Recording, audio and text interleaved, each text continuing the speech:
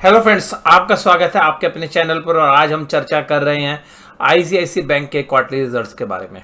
देखिएगा, जैसा आप जानते हैं, कल तक यानी कि कल तक का मतलब है कि 25 तारीख और अक्टूबर का महीना और दिवाली से पहला वाला सप्ताह, इस सप्ताह के दौरान जो है पूरे के पूरे स्टॉक एक्सचेंज के अंदर अगर हम ट्रेड होने वाले शेयर्स की बात करें तो ज़्यादातर शेयर्स लाल निशान में थे। और जो इंडिसेस की बात करें हम, तो ज़्यादातर इंडेक्स जो है लाल निशान के अंदर ही सप्ताह बंद हुए। और एक ब्लड बाथ वाली जो सिचुएशन है वो बाजार के अंदर देखने के लिए मिली।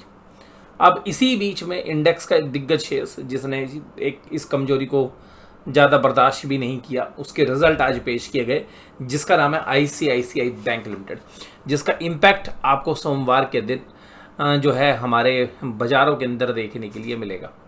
जहाँ तक अनुमान की बात करें तो ज़्यादातर अनुमान ये मान के चल रहे थे कि नेट इंटरेस्ट इनकम तकरीबन 10 से 11% के बीच में बढ़कर चलेगी। और प्रॉफिट की जो फिगर्स थी वो ये अनुमान था कि कहीं पर सिंगल डिजिट के अंदर हायर साइड में, यानी कि 8-9-10% के बीच में कहीं पर भी एक प्रॉफिट में ग्रोथ आएगी। तो ये बाज़ार का अनुमान था और बाज़ार इस अनुमान के हिसाब से आईसीआईसी बैंक के ऊपर रिएक्ट नेगेटिवली नहीं कर रहा था।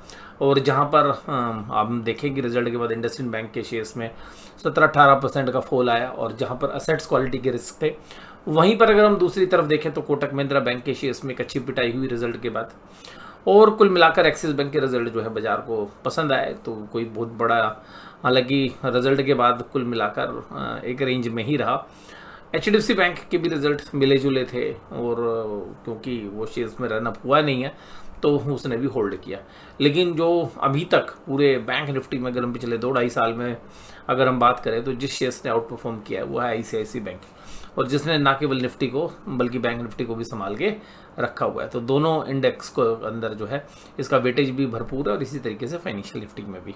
अब इस बैंक के रिजल्ट जो है अब सोमवार को इम्पैक्ट करेंगे। डिस्क्लोजर हम बताए थे कि भाई आईसीआईसी बैंक जिस इंडेक्स के अंदर शुमार है उस इंडेक्स के अंदर हमारी ट्रेड पोजीशंस रहती हैं, वो है बैंक निफ्टी।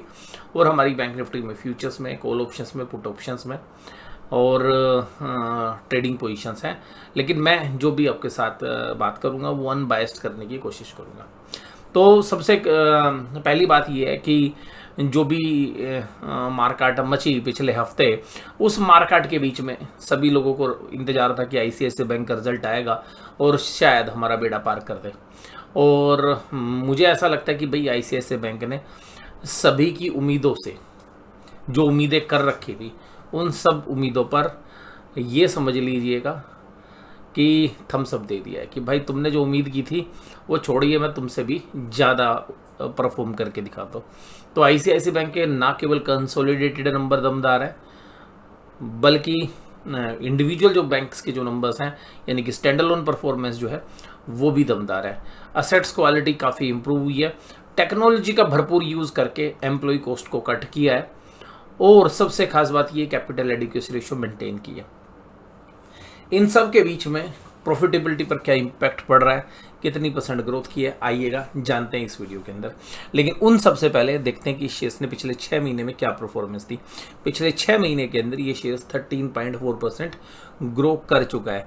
और पिछले अगर हम क्वार्टर रिजल्ट से देखें तो वो 1240 रुपये के आसपास के भाव थे, वो अब 1255 है।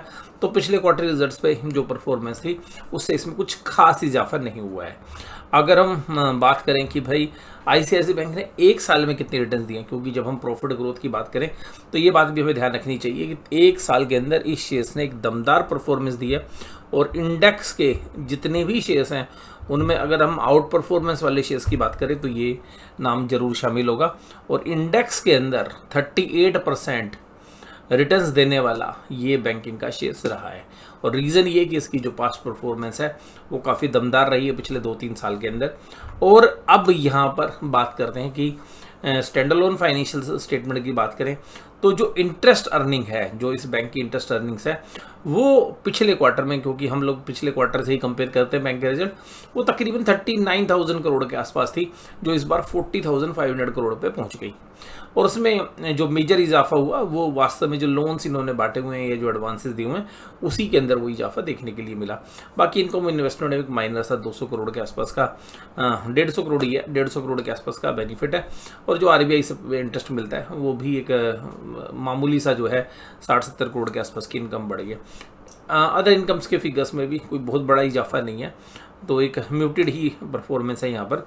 लेकिन टोटल जब अगर आप देखेंगे तो जो इंटरेस्ट अर्निंग्स है और जो थोड़ा थोड़ा इजाफा हर जगह हुआ है उसकी बदौलत तकरीबन 1800 करोड़ के आसपास के जो टोटल इनकम्स हैं वो इंक्रीज होती हुई आई है।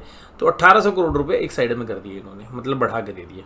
अगर हम खर्चों की बात करें, अगर ये सारे के सारे पैसे खर्चों में निकल जाएं तो बैंक के पास कुछ बचेगा नहीं।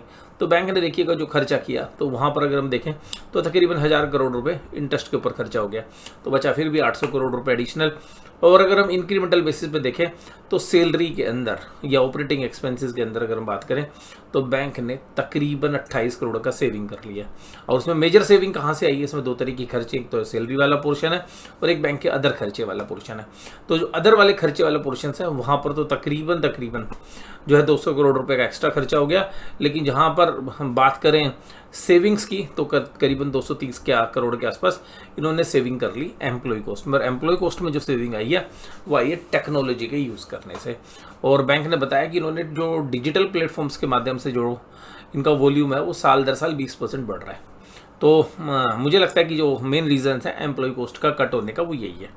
और टोटल एक्सपेंडिचर्स अगर हम बात करें तो मामूली से मात्र 1000 करोड़ बढ़े या 1800 करोड़ बढ़े, तो कुल मिलाकर जो प्रॉफिट है उसमें मोटा मोटी 700 करोड़ के आसपास का जो है इजाफा हुआ है। तो यहाँ पे तकरीबन 1000 करोड़ है, ये 1700 करोड़ के आसपास की फिगर है, तो 700 करोड़ के आसपास का एडिशनल प्रॉफिट आया। अब बात आती है कि यहाँ पर तक तो सब ठीक है, अब बात आती है असेट्स क्वालिटी पे। अगर असेट्स क्वालिटी खराब हो जाए, जैसा कि हमने देखा कि प्रोविजंस इवन HDFC बैंक के भी थोड़े से बढ़ के आए, NPA थोड़ा सा उनका भी बढ़ के आया, कोटक में तो देखिएगा मारकाटी मच गई और इंडसइंड ने तो तबाही कर दिया असेट्स क्वालिटी में।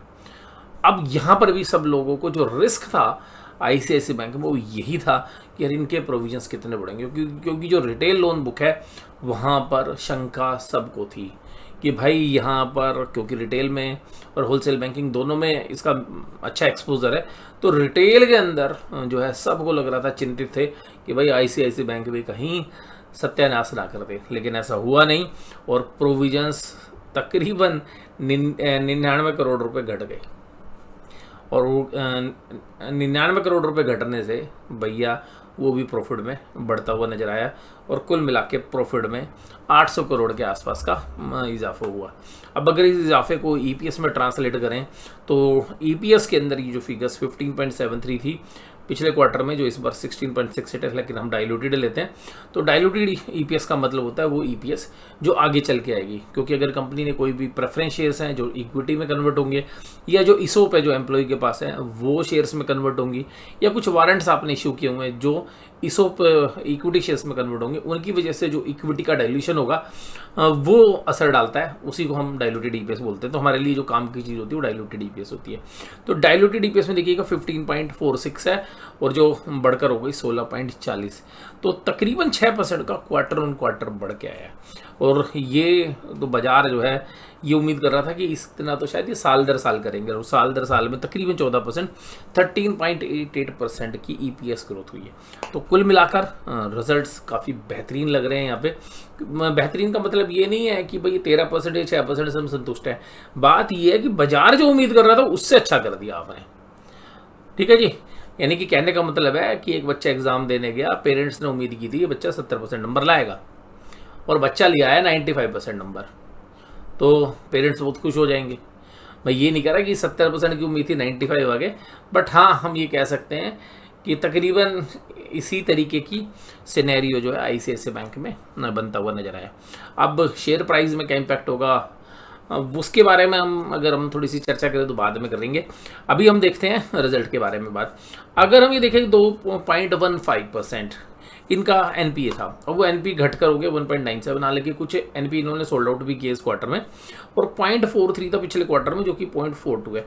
लेकिन फिर भी प्रोविजंस की फिगर जो है इनकी बढ़ी नहीं है। रिटर्न ऑन असेट्स जो है बढ़ के आई है, जो 2.36% है, जो पिछले साल 2.41 थी, वहाँ से स्लाइडली कम है। तो ये भी कोई नेगेटिव नहीं है, पर अगर कोई नेगेटिव लेना चाहे तो ये ले सकता है, बट ये भी कुछ नेगेटिव है नहीं। और कैपिटल एडिक्वेसी रेशियो थोड़ी सी नीचे की तरफ आ रही है, वो 15.35 है। तो ये थोड़ी सी चिंता हो सकती है कि अब ग्रोथ करने के लिए एक एडिशनल कैपिटल बैंक को रेज करनी पड़ सकती है। तो बस एक ये जरा सा हम ये भी बैंक के फ्रंट पे, जब बैंक अच्छा रिजल्ट दिखा रहा है तो कैपिटल रेज करना भी शायद थोड़ा सा मुश्किल ना हो, बट वो इक्विटी के माध्यम से होगा तो डाइल्यूशन हो सकता है। अगर हम बात करें सेगमेंट रिजल्ट की, तो सेगमेंट रिजल्ट में रिटेल बैंकिंग में भी ग्रोथ जो है जबरदस्त आई है और वो 25% से ऊपर है। होलसेल बैंकिंग के प्रॉफिट में भी अगर हम देखें तो वो भी 3-4% के आसपास ग्रोथ करता हुआ नजर आया, बट स्पेशली जो रिटेल में सबको रिस्क था वो नहीं हुआ है। तो हमें लग रहा है कि ये जो रिजल्ट्स हैं बाजार पॉजिटिव लेगा। और कंसोलिडेटेड बेसिस के ऊपर अगर हम बात करें तो 10% से ऊपर का प्रॉफिट जंप हुआ है। और अगर हम इसको कंपेयर करें पिछले पीरियड्स के साथ, तो ये जो प्रॉफिट्स हैं ये बाजार के लिए थम्सअप है, क्योंकि कंसोलिडेटेड भी और स्टैंडअलोन भी सभी जगह जो है परफॉर्मेंस बेहतर हमें नज़र आ रही है। और यहाँ पर सबसे खास बात ये कि जो डिपॉजिट ग्रोथ है वो थोड़ा सा देखिएगा, वो बैंकों की नीचे के फ्रंट पे ये कोई बहुत बड़ी नहीं है। अगर सेविंग डिपॉजिट की बात करें तो 2.3% बढ़े हैं क्वार्टर ऑन क्वार्टर, और साल दर साल अगर हम टोटल डिपॉजिट की बात करें तो 15% बढ़े हैं, और एक क्वार्टर में अगर टोटल डिपॉजिट की बात करें तो 5% है। कासा पे थोड़ा सा स्ट्रगल कर रहे हैं बैंक, ये तो चिंता की बात है, और इसमें कोई नई चीज़ निकल के नहीं आई, ये पिछले 2-3 क्वार्टर से हो रहा है। बट हाँ, ये एक बैंक की ग्रोथ के लिए आगे जाके चैलेंज हो सकते हैं।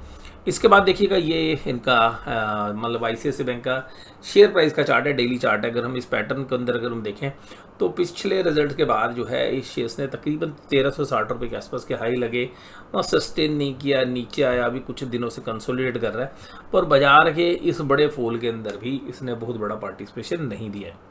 अगर हम इसको देखें कि भाई इसने फॉल नहीं दिया तो मतलब ये था कि रिजल्ट की एक्सपेक्टेशन बाजार को इससे ऑलरेडी बढ़ गई थी, और अब ये रिजल्ट अच्छे हैं मुझे लगता है तो। लेकिन ये बात ध्यान रखनी चाहिए कि आपको शेयर 38% चल चुका है साल में। अब इसका बाजार में क्या इम्पैक्ट होगा देखिएगा। अगर ये शेयर्स प्राइस काफ़ी टूटे होते तो मैं डेफिनेटली बोल सकता था 5-7-10% तो शायद शेयर चले, लेकिन ये शेयर ज़्यादा करेक्ट नहीं हुआ है। पर फिर भी मुझे लगता है कि 2% से लेकर 5% के बीच में इनिशियल जो शुरू के जो प्राइस है, ओपनिंग जो प्राइस है, वो शायद एक बार पॉजिटिव देखे। फिर तो देखिए बाजार के बड़े पार्टिसिपेशन जो है, क्योंकि मंथली एक्सपायरी का वीक है, वीकली एक्सपायरी भी और सारी मेजर एक्सपायरी है, फिर आगे जाके वीकली एक्सपायरी बंद भी हो रही हैं जो बाकी इंडेक्स की अदर देन निफ्टी और सेंसेक्स। तो ये जो पीरियड है यहाँ पे जो पोजीशन है, और एफआईज ने कुछ मंदी काटी भी है कल, तो हो सकता है कि हमारे को आईसीआईसीआई बैंक से इस रिजल्ट के दम पर एक पॉजिटिव सरप्राइज मिले, और वो 2% से 5% के बीच में हमारा अनुमान है, क्योंकि ऐसे बाजार में 2 से 5% भी इंडेक्स का शेयर जो हैवी वेट है अगर वो चलता है तो वो कहीं ना कहीं जो बुल्स है उनको एक काफ़ी बड़ी रिलीफ दे सकता है, और जिन्होंने तेजी की पोजीशंस बनाई हुई हैं, और जो लोग मंदी वाले हैं उनको शायद थोड़ी सी चिंता करनी पड़ सकती है इस रिजल्ट में। और भैया मैंने डिस्क्लोजर दे दिया, मेरी जो पोजीशंस हैं वो दोनों साइड रहती हैं, ठीक है। और अभी भी हमारी जो पोजीशंस है वो बैंक निफ्टी के अंदर है, बट मैंने जो आंकलन आपके साथ किया है वो न्यूट्रल का रहते हुए किया है, और हमारी जो पोजीशंस हैं वो न्यूट्रल टू जो है स्लाइटली बेरिश है, क्योंकि ज़्यादातर हमने बेरिश पोजीशंस कल स्केयर ऑफ कर ली, क्योंकि बड़े फॉल के बाद हम ये मान रहे थे कि कंसोलिडेशन होगा, बट फिर भी हमारी पोजीशन दोनों साइड है।